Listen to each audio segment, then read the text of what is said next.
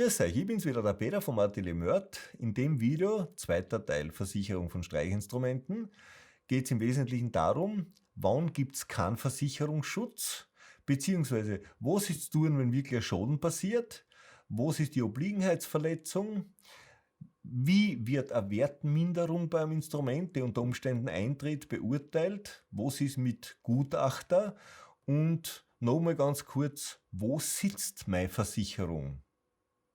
Und jetzt war das du dran, Tobias. Vorschlag meinerseits, hättest du Lust, einmal was anderes auch zu spielen?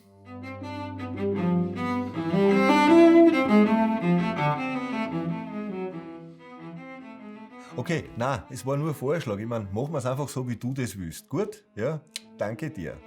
Also, wann gibt es keinen Versicherungsschutz? Wenn also Schäden am Instrument sind, die eindeutig vorher schon da waren. Sprich, was ist nicht gescheit repariert worden. Es sind zum Beispiel natürliche Abnutzungen, natürliche Abbrauchungen. Ja? Also ein kleiner Kratzer, der passiert beim Spülen, ist eine natürliche Abbrauchung. Wenn ein Notenständer auffliegt, das ist keine natürliche Abbrauchung. Das heißt, das kann sehr wohl repariert werden.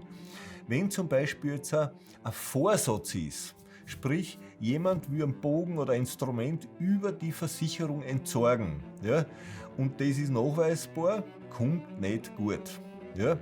Wenn eine grobe Fahrlässigkeit da ist, sprich, ich sehe die Straßenbahn kommen und lege irrtümlich mein Instrument auf die Schienen, dann ist es klar, das ist eine grobe Fahrlässigkeit, eine sagenhafte Dummheit oder sogar ein Vorsatz. Gibt's auch keine Kohle. Das nächste, wo es keinen Versicherungsschutz gibt, das ist, wenn ein Staat für sein Land oder für bestimmte Bereiche einen Ausnahmezustand verhängt. Das kann sein aufgrund eines Bürgerkriegs, das kann aber auch mit einer Unwetterkatastrophe zusammenhängen. Das muss man wissen, da gilt keine Versicherung, keine Kfz-Versicherung, keine Instrumentenversicherung, keine Lebensversicherung. Wenn ein radioaktiver Unfall passiert, mir ist schon klar, dass das nicht die ganze Zeit auf der ganzen Welt passiert, aber es gibt ja schon 2 oder 3 Beispiele, dass was passiert ist. Da gilt auch kein Versicherungsschutz, ja? Weil das sind einfach Dimensionen, das kann keiner mehr stemmen. Ja? Selbst wenn es Rückversicherer gibt, das wird von vornherein abgelehnt. Zum Thema Diebstahl.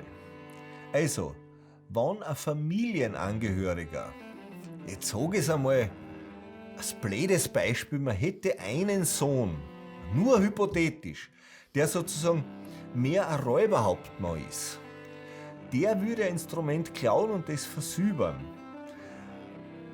Dann darf ihm erstens einmal ganz schön tot schauen, dass man der wirklich was gefladert hat und das vertickt hat irgendwo. Aber die Versicherung würde berechtigt sagen, du, wenn du deine Familie nicht so kennst, dass du einer selber einen Weg traust, dass da was klauen, ja, da gibt es auch keine Kohle. Also Diebstahl durch Familienangehörige nicht versichert. Ja. Muss sozusagen wer Fremder gewesen sein. Und die Tür soll zugesperrt gewesen sein. Das heißt, er muss schon ein Hindernis überwinden, weil sonst ist es schon passiert. Dann gibt es noch ein Thema, wo eine Versicherung auch nicht zuständig ist und auch nichts zahlen wird. Das ist genau dann, wenn heute eine Zollbeschlagnahmung stattfindet, ja, die, wenn man es ordnungsgemäß deklariert, natürlich auch nicht passieren kann. Ja, wenn ich es ordnungsgemäß einführe in ein Land, ein Instrument, und es wird trotzdem beschlagnahmt, dann habe ich eine Versicherung, die dafür zuständig ist. Wenn das einfach so beschlagnahmt wird, weil ich das schwarz ins Land gebracht habe und dort schwarz verkaufen wollte, egal wie korrupt der Zoll ist in dem einen oder anderen Land, dann zahlt die Versicherung nicht. Wenn es Handlungen von hoher Hand sind, sprich für einen Gerichtsprozess zum Beispiel wird was beschlagnahmt oder wird als Beweismittel sichergestellt und der dauert 8 Jahre, der Prozess, kann man das Geld auch nicht von der Versicherung fordern. Ja? Also immer dann, wenn die hohe Hand, sprich staatliche Gewalt irgendwas macht, stehst eigentlich ziemlich begossen wie ein Pudel im Regen. Ja? Und die Versicherung ist dafür nicht zuständig. Ganz kurz nochmal zusammengefasst, die Versicherung ist genau dafür zuständig, wenn ein unvorhergesehenes Ereignis eintritt, ja, sprich ein Unfall, und wenn die Schäden nicht bereits vorher schon bestanden haben. Ja, so einfach ist es.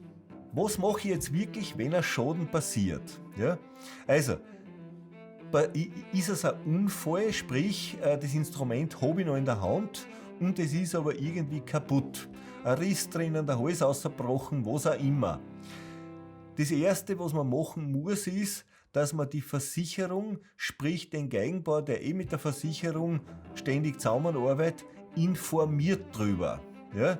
Also, das ist eine sogenannte Obliegenheit, die man erfüllen muss. Man muss die Versicherung informieren, wenn Bruch, Beschädigung oder sonst was ist. Wenn das Instrument geklaut wird, wenn es ein Autounfall ist, dann brauche ich eine polizeiliche Anzeige. Das heißt, ich muss zur Polizei gehen und sagen, wir haben das Instrument gefladert, und dann kriegt man auch eine Bestätigung dort.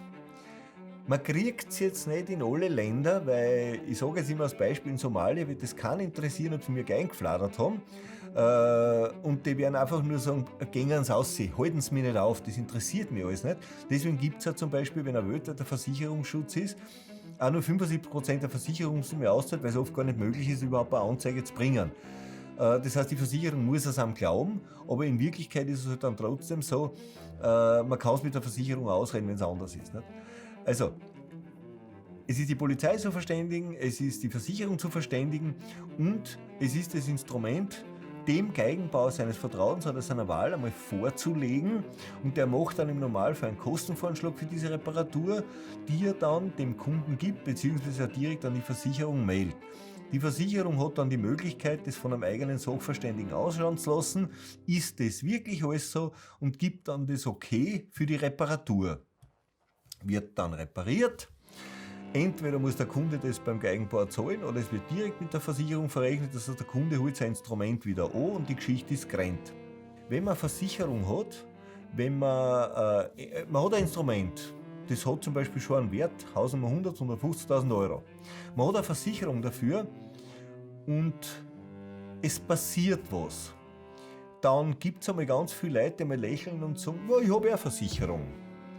Bis zu dem Zeitpunkt, wo ein Schaden geleistet wird, sprich die Kohle am Konto ist es immer nur der Glaube daran, dass das passieren wird.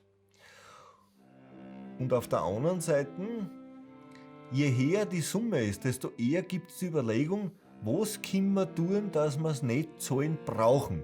Das heißt, es wird geschaut, ob eine Obliegenheit, sprich eine Verpflichtung, die der Kunde ja hat, von der Schadensmeldung, polizeiliche Meldung und so weiter, wenn er da was nicht nachvollziehbar richtig gemacht hat, wenn er da schon aussteigt, wenn ein Auto nicht verkehrstüchtig war, dann ist es ein juristisch einwandfreier Grund, dass keine Leistung erbracht werden muss.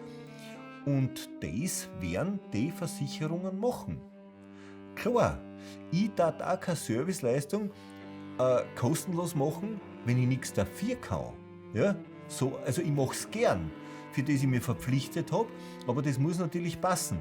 Also ich würde jetzt nicht eine kostenlose Serviceleistung für ein Instrument machen, das ich weder verkauft habe noch gebaut habe. Ja, geht's den Leuten gut? Ja, und der Versicherung wird auch keinen Schaden leisten mit viel Geld, weil die müssen sich auch rechtfertigen intern. Warum haben wir das zahlt? Ja, müssen wir zahlen oder ja, das müssen wir gar nicht zahlen, weil. Ja, also, man muss wissen, wie die Spielregeln sind und was einzuhalten ist, damit da kein Kopf rauskommt am Schluss. Und wie gesagt, bis die Kohle am Konto ist, definitiv, ist es der Glaube an das, dass die Leistung erbracht wird. Ja? Das muss man sehr klar sehen. Und wenn das höhere Summen sind und das verzögert sich, ja, ich habe ja schon mal gehört, ich weiß natürlich nicht, ob das in dem Sektor auch so ist, also Erfahrung selber habe ich keine in der Richtung, aber ich habe schon mal gehört, dass Prozesse auch deswegen in die Länge gezogen werden, bis halt den Prozessgegner, und jetzt machen wir es einmal bildlich, dass man sich das vorstellen kann, das ist die Versicherung und da unter die Finger drinnen ist der kleine Kunde. Ja? Also, wenn der Prozess in die Länge gezogen wird, wenn immer ein weiterer Gutachter herbeigezogen wird, der zum Beispiel vom Kläger, nämlich von dem kleinen Typen unter der Pfoten drinnen, ja, vorfinanziert werden muss, also nur Frage der Zeit, bis es nicht mehr finanzierbar ist, ja, und bis er die Klage zurückziehen muss, weil der ist dann schon fix und fertig und das Geld von der Schadensleistung hat er noch immer nicht gekriegt. Ja, gut.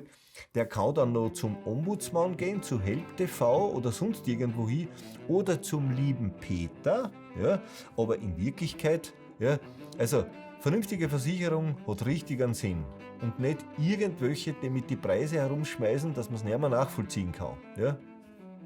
Mein Tipp. Okay?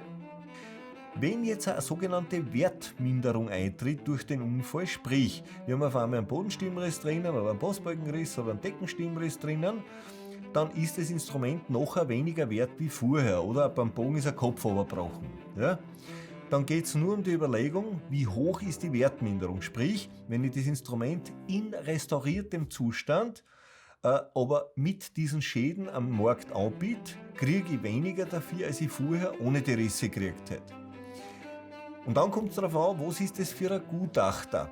Kapiert der was? Weil ich habe wirklich einmal zu tun gehabt mit einem, der behauptet hat, und wurscht wie viel Risse ein Instrument hat, wenn es gut repariert sind, dann ist es gleich viel wert wie vorher, was natürlich ein kompletter Schwachsinn ist. Vergleich mit einem Kfz, mit allem Möglichen, das ist immer so, dass was in einem lupenreinen Zustand ist, in einem rissfreien Zustand ist, hochwertiger ist, als logischerweise ein Instrument, das etliche wertmindernde Risse hat. Aber wenn sie gut repariert sind.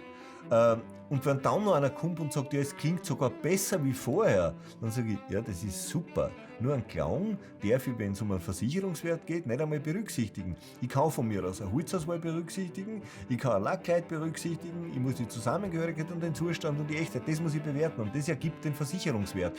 Aber nicht, ja, diese G-Seite, auch wenn noch so mulmig ist, das, was ich schon mein Leben lang gesucht habe, na ja klar, wenn man mit einer Frau verheiratet ist, wo die silberhelle Stimme, die jeden Morgen aus dem Bett außerpeitscht, dann glaube ich auch, dass sie die Geigen lieber spielen darf. Aber der Versicherungswert ist nicht höher deswegen. Logisch? Ja, in Wirklichkeit geht es dann nur noch einmal, und ich möchte es noch mal in Erinnerung rufen, ihr könnt es euch im vorigen Video anschauen, da geht es genau um das Thema, wo sitzt meine Versicherung? Das ist, schaut es euch auf, falls ihr es noch nicht gesehen habt, das ist wirklich ein relevantes Thema, wenn es um einen Schaden geht, beziehungsweise auch um den Klagsweg geht.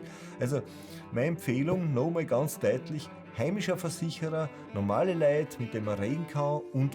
Das bringt alles viel mehr als eine billigere Prämie, die da letztendlich nur Kopfweh macht. Ja? So, jetzt wird er nicht maulen, der Bub, weil so lange ist das jetzt Gott sei Dank nicht geworden. Ich freue mich viel, dass ihr dabei wart. Das war's fürs heutige Video. Und wie gesagt, nochmal, wenn ihr Erfahrungen gemacht habt, erfreuliche mit Versicherungen oder auch nicht so erfreuliche, einfach reinschreiben. Wir schauen uns das gerne an. Ja, also, viert euch bis zum nächsten Mal. Haben wir da jetzt nicht zu viel Weißreflexion von unten auf? Ich glaube nicht, das ist okay. Sonst druckst du das nächste Mal komplett in schwarz mit der Schrift in weiß aus. Du meinst, dann war die schwarze Patron gleich leer. Schnell mal, das hat's dann gleich erledigt, ja. Durchquatschen wollten wir noch ganz kurz, oder? Ich weiß, was ich sag. Also du willst eh nicht mit mir reden, okay? Ja. Nein, muss ja nicht. Ganz einfach gesagt, du hast ein Instrument. Was? Ja, redest mit einem oder mit mir? Okay. Du darfst alles über die Verwandtschaft sagen, was du willst. Volle Einverständnis und Unterstützung. Da kann man nur sagen, peitschen, außer fotzt das in den Hang ab, wie die Krippeln. Ja? Ja, es ist eine Frechheit, was da passiert. Es wird nämlich wirklich die Unwissenheit und die Hilflosigkeit dann knallhart ausgenutzt. Und Richtig. dafür habe ich kein Verständnis. Ja? Richtig. Man kennt uns ja dann schon bald als konspiratives Kretzel sehen, oder? Wie kann man dem entgegenwirken? Man meldet einen Verein an. Dann ist alles hochoffiziell, ne? Abgesegnet. Get rid of relatives e.V. Das ist eine geniale Idee.